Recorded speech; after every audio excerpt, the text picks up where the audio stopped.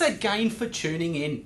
Today I'll be showing you the steps in painting this minimalist river scene featuring a factory, and I'll be using the Montmartre Silver Series paint to do it. Now some of you out there might be saying, why would you want to paint a factory? They're not exactly pretty. Well, do we always have to paint pretty things? And also, I think it's a pretty great objective for an artist to create something beautiful out of something that is perceived as ugly. So let's get into it. So let's apply a warm tint to our canvas first. And the colours that I'm using are yellow orange in the Silver Series and lemon yellow in the Silver Series. And I'm going to lay this paint on directly from the tube, as I sometimes like to do. So let's get this paint on. If you look at my original photo, you will notice the factory is kind of beige. To create some warmth, I'm using yellow and orange in the underpainting. Now smooth that in with the 75mm Artist Taklon. As this is the underpainting, it doesn't have to be precisely painted in.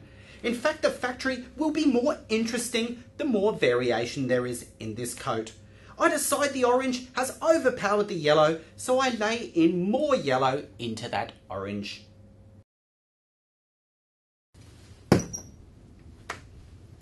Well, our tint is dry and now we can mark up our factory.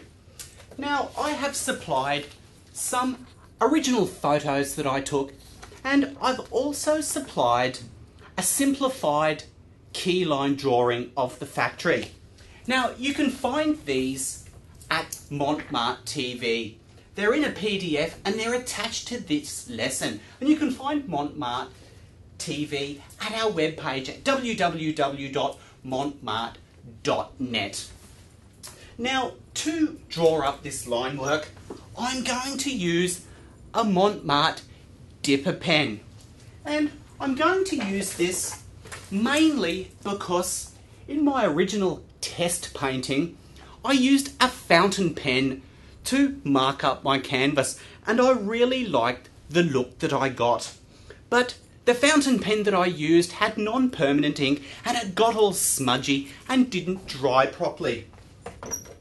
But with the fountain pen, we have the ability to lay on acrylic paint. We just have to thin it properly. This is also the perfect tool because we can get a very thin line and quite consistent too. And that's near impossible with a paintbrush. So let's mark up our factory. I create this tone from 1 part ivory black to 8 parts water. So it is the viscosity of, say, milk. This is the Montmartre calligraphy set, and I'm using a nib number 5. If you haven't used a dipper pen before, you simply slide the nib into the handle like that. When you're creating an architectural style work, I think it's fairly important that the lines are fairly straight. Now, you don't need to use a straight edge, but what I do use is masking tape. And I don't use it as a rule, I use it more as a guide. Like along the waterline here. Lay that in.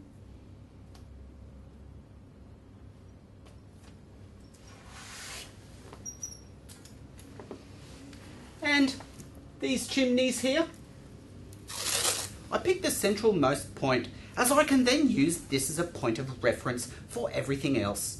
In this painting, I don't need to show every bit of detail, just the main elements. The main thing I want to get right is scale.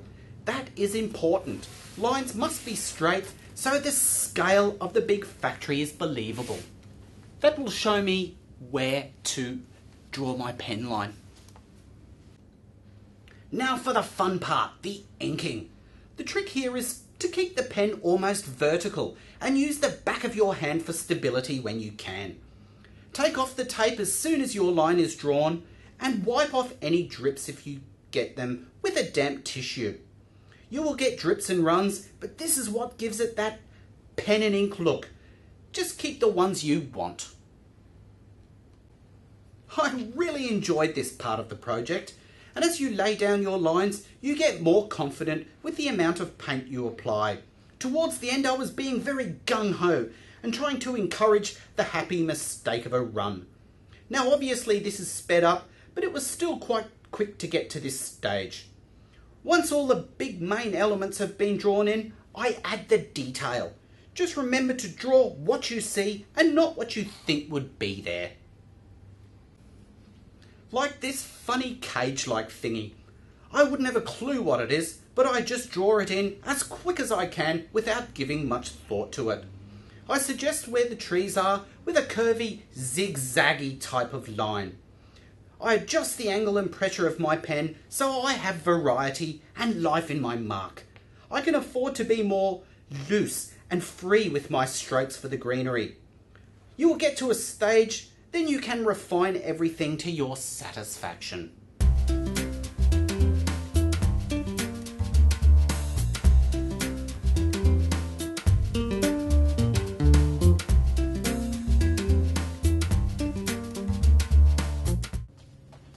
Well, the next thing to do is to lay in our sky.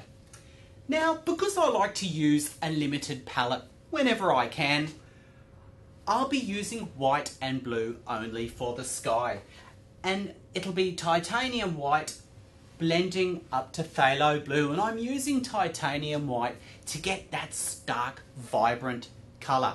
Now, because the white is the most inclined to become contaminated, I am going to turn the canvas upside down so that I can work from white down to blue. I think I've got more control of it that way. So let's get this paint on. To apply my paint, I'm using the large number 24 Taklon flat from the Montmartre Gallery Series brush set. I work in stages and keep my white to blue blend fairly painterly and rough. Work the colour into the mid-tone, along the edge line of the factory. You'll notice as I do this, I leave little bits of orange showing through. This adds warmth and interest. Another great reason for painting upside down is that you are painting with no clear view, but with more of an abstract type of application. As I lay down my paint, I don't overmix my colours either. This is very important. I just love how bright these colours look when they are placed next to one another. I turn the painting back up the right way and just add mainly pure phthalo. I have left it in blocks of orange and yellow up the top in the hope that they look like clouds. Finally, I lay in the detail in the form of negative shapes in between the banister rails in those funny cage-like thingies. Obviously, I use a smaller flat to do this. Well, there you have my cold, sterile factory created in a loose, minimalist, expressive style. And I hope that you've got something out of it and enjoyed it.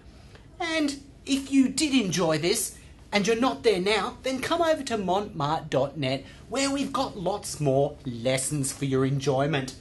And while you're there, you might like to join our Facebook so we can talk to one another. Or you might like to subscribe to our family feed. And if you subscribe to our family feed, well, you'll be kept up to date with what's new at Montmartre, and you'll receive a fun family project each week, as well as lots of other goodies. So, until next time, keep on painting.